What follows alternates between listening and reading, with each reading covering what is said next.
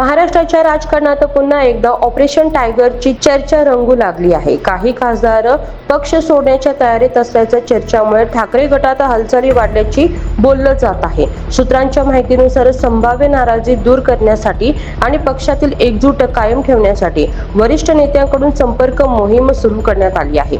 विशेषतः मराठवाड्यातील काही खासदारांशी संवाद साधण्यासाठी अंबादास दानवे सक्रिय झाल्याची माहिती समोर येत आहे. पक्षातील नाराज नेत्यांना समजावून सांगणे, त्यांच्या शंका दूर करणे आणि आगामी राजकीय रणनीतीबाबत विश्वास निर्माण करणे यासाठी प्रयत्न सुरू असल्याचं सांगितलं जात आहे. लोकसभा निवडणुकीनंतर राज्यातील राजकीय समीकरणे वेगाने बदलत असताना विविध पक्षांकडून संघटन मजबूत करण्यावर भर दिला जात आहे.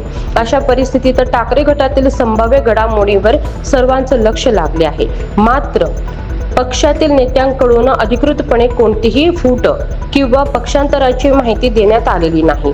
राजकीय वर्तुळात सुरू असलेल्या चर्चामुळे आगामी काळात ठाकरे गटाची भूमिका काय असेल, काही मोठे निर्णय घेतले जातील का आणि ऑपरेशन टायगरच्या चर्चामध्ये किती तथ्य आहे याबाबत उत्सुकता वाढली आहे. येणारे काही दिवस महाराष्ट्राच्या राजकारणासाठी महत्त्वाचे ठरण्याची शक्यता आहे. तुम्हाला काय वाटतं? ठाकरे गटातील खासदार पक्षासोबत कायम राहतील का? आपलं मत कमेंटमध्ये नक्की सांगा. अधिक अपडेटसाठी HSN मराठी न्यूज चॅनलला सबस्क्राईब करा.